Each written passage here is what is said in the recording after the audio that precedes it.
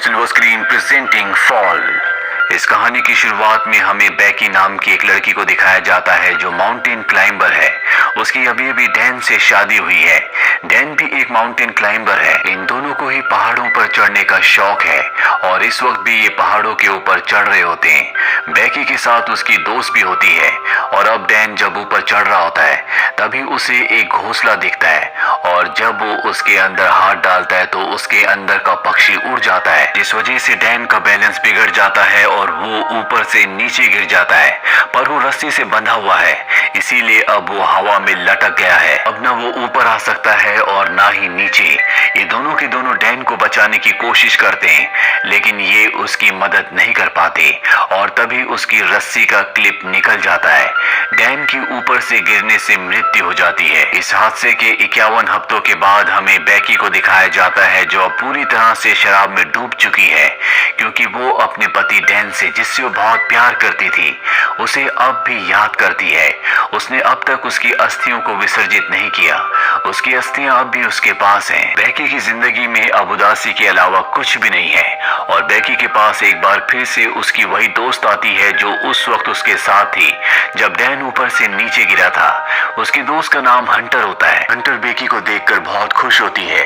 जब उसे पता चलता है कि बेकी ने अपनी जान लेने की भी कोशिश की तो वो बेकी से कहती है कि हमें दोबारा से क्लाइंबिंग करना चाहिए और इसके बाद वो अपने मोबाइल पर उसे एक टावर दिखाती है जो कि टीवी टावर है। ये टावर एक ऐसे भीड़ में होता है जहाँ पर इंसान बहुत कम जाते हैं और इस टावर की ऊंचाई होती है 2000 फीट। हालांकि बेकी इस जगह नहीं जाना चाहती और जब उसकी दोस्त हंटर कहती है कि उस टावर के ऊपर चढ़ने के बाद तुम डैन की राख को वहां से उड़ा देना, इससे उसकी आत्मा को शांति मिलेगी, तो बेकी मान जाती है और अभी दोनों के दोनों उस भीड़ में पहुंच जाते हैं। यहाँ पर ये वीडियोस बना रहे होते हैं, फोटोज खींच रहे होते हैं और हंटर उन वीडियोस को और फोटोज को अपने इंस्टाग्राम पर अपलोड कर रही होती है। अभी देखते हैं कि टावर इनके सामने है जो आसमान की गहराइयों के अंदर जा रहा है क्योंकि इसकी ऊंचाई बहुत ज्यादा है। आज से पहले इन्होंने कभी भी इतनी ऊंचाई तक चढ़ने की कोशिश नहीं की। इन दोनों को डर तो लग रहा होता है पर अब ये धीरे धीरे ऊपर चढ़ना शुरू कर देते हैं। बेकी का डर ज्यादा होता है क्योंकि उसे पता है कि ये लोहा जिससे टावर बना है वो बहुत पुराना है। उसकी आवाज उसे लगातार आ रही होती है और धीरे धीरे वो भी हंटर के पीछे ऊपर चढ़ रही होती है और जब वे आधे टावर तक पहुंच जाते हैं तो इन्हें एहसास होता है कि यहाँ पर हवाएं बहुत तेज है। ये हाइट इतनी होती है जितनी आईफिल टावर की है, यानी लगभग पूरे 1000 फीट। अभी लगातार ऊपर चढ़ना शुरू कर देते हैं और जब बेकी नीचे देखती है तो उसे डर लगना शुरू हो जाता है क्योंकि उसने पिछले 1 साल से क्लाइंबिंग नहीं की। लगातार ऊपर चढ़ते हुए अब ये टॉप तक पहुंचने वाले होते हैं तभी बेकी सीढ़ी पर पैर रखती है और वहां से एक स्क्रू गिर जाता है जिसके बारे में इन्हें पता नहीं चलता। अभी दोनों के दोनों 2000 फीट यानी कि टावर के ऊपर तक पहुंच चुके हैं जहां से इन्हें दुनिया बहुत अलग दिख रही होती है। इतनी हाइट पर चढ़ने के बाद, एक टारगेट को अचीव करने के बाद अब बेकी को भी अच्छा लग रहा होता है। ये दोनों के दोनों यहाँ पर एंजॉय करते हैं, बहुत सारी फोटोज क्लिक करते हैं। साथ ही हंटर जो ड्रोन कैमरा अपने साथ यहाँ पर लाई होती है उससे वो अपनी वीडियोस भी बनाती है ताकि इंस्टाग्राम पर अपलोड कर सके। ये दोनों के दोनों बहुत खुश हैं। हंटर इतनी एक्साइटेड होती है कि वो टावर से लटक जाती है और बेकी को उसकी फोटोज क्लिक करने को कहती है। इसके बाद वो बेकी को भी ऐसा करने को कहती है। बेकी भी उसके कहने पर ऐसा करती है और अब ये दोनों के दोनों बहुत खुश हैं। इसके बाद बेकी डैन की राख को यहाँ से हवा में उड़ा देती है जिससे उसे तसल्ली मिलती है। ये दोनों के दोनों बहुत इमोशनल हो जाते हैं लेकिन बेकी फाइनली अब डैन को अलविदा कह चुकी है, यानी कि अब उसकी जिंदगी की एक बार फिर से शुरुआत हो गई। अब ये दोनों के दोनों अपना सामान पैक करके नीचे जाने की तैयारी करते हैं। सबसे पहले बेकी नीचे उतरती है पर तभी वो स्क्रू जो कि निकल गया था उस जगह से लेडर टूट जाती है। बेकी हवा में लटक जाती है पर रस्सी की वजह से वो जमीन पर नहीं गिरती, जिसके बाद हंटर उसे वापस ऊपर खींच लेती है। लेकिन बेकी के पास जो बैग था जिसके अंदर इनके खाने पीने की चीजें थी वो नीचे डिश पर अटक जाता है जहां तक पहुंचना लगभग पूरी तरह से नामुमकिन है। ये अपने मोबाइल्स को भी चेक करते हैं लेकिन यहाँ पर इतनी ऊंचाई पर कवरेज नहीं होता, यानी कि दोनों के दोनों अब 2000 फीट की ऊंचाई पर फंस चुके हैं। यहाँ दूर दूर तक कोई भी नहीं होता। अगर कोई हुआ भी तो इतनी ऊंचाई से इनकी आवाज नहीं सुन सकता।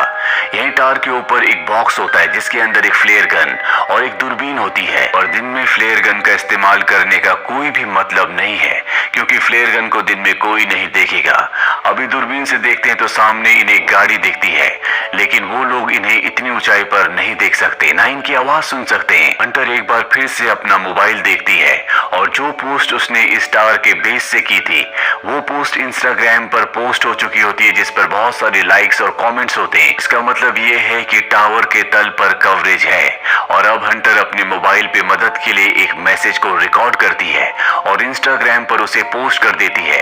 इसके बाद वो अपने मोबाइल को रस्सी से बांधकर टावर से नीचे लटकाती है ताकि कवरेज आए और उसका मैसेज पोस्ट हो जाए।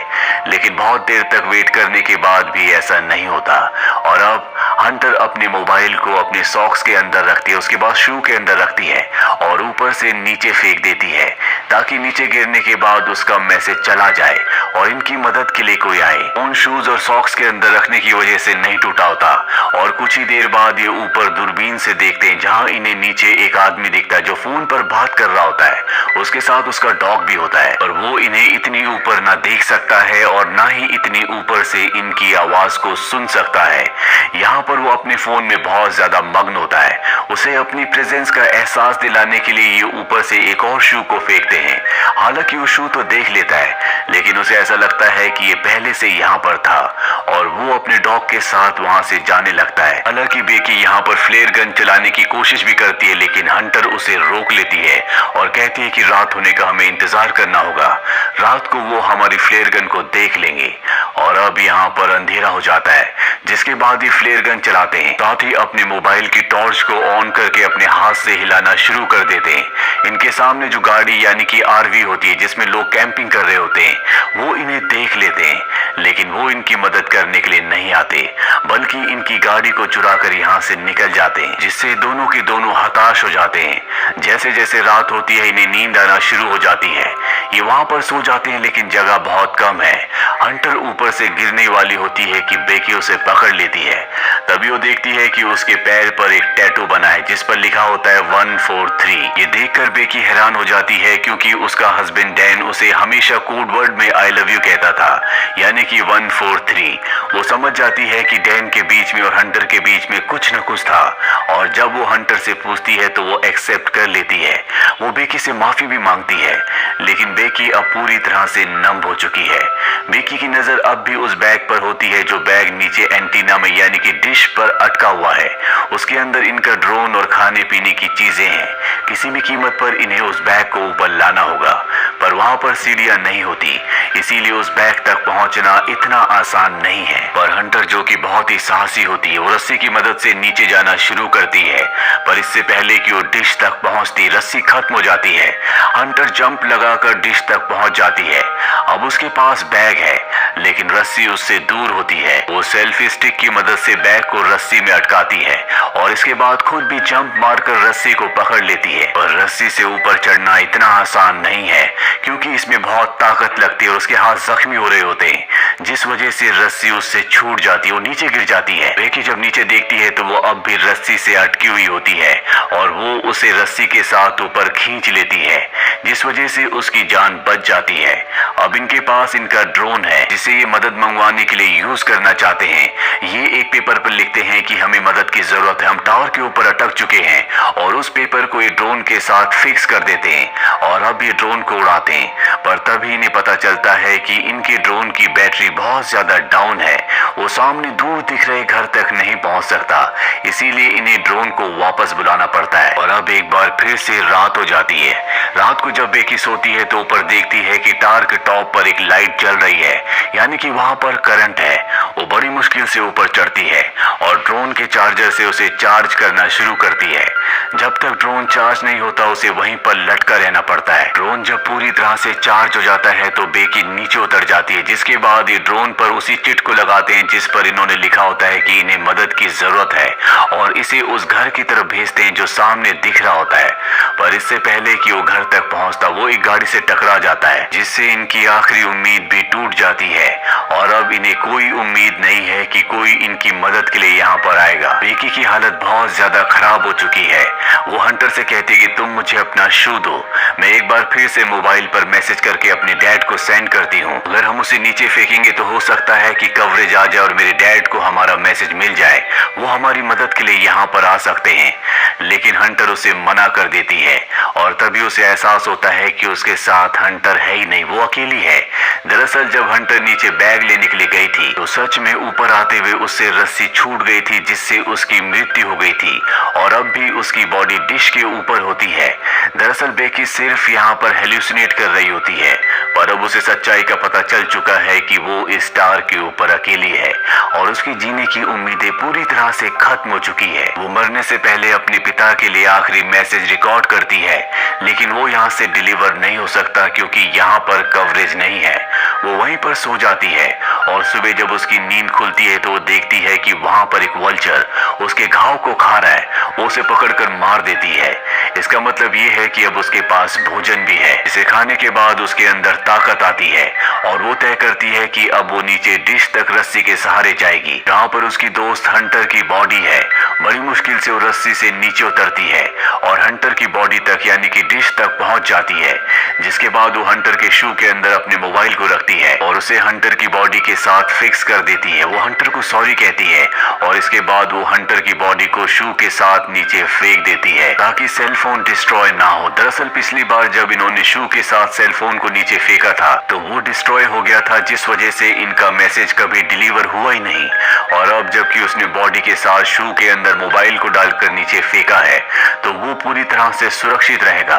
दरअसल टार के ऊपर कवरेज ना आने का ये भी कारण होता है कि यहाँ पर इसके अपने इतने सिग्नल होते हैं कि वो दूसरे सभी प्रकार के सिग्नल्स को ब्लॉक कर रहा होता है। एक बार फिर से रात हो जाती है और बेकी के फादर यहाँ पर आ जाते हैं। वो देखते हैं कि टार के आसपास भीड़ है और वहाँ पर बेकी की डेड बॉडी है जिसे पुलिस ले जा रही है। ये देखकर वो पूरी तरह से टूट जाते हैं क्योंकि वो अपनी बेटी से बहुत प्यार करते हैं। पर तभी वो देखते हैं कि पीछे बेकी खड़ी है जो पूरी तरह से ठीक है। उसके साथ डॉक्टर्स भी होते हैं। वो बेकी को अपने गले से लगा लेते हैं और इस तरह से बेकी की जान बच जाती है। तो ये थी पूरी कहानी फिल्म फॉल की। ये फिल्म ईयर 2022 में रिलीज हुई थी। IMDb पर इसकी रेटिंग है 6.4। उम्मीद करते हैं कि ये कहानी आपको पसंद आई होगी।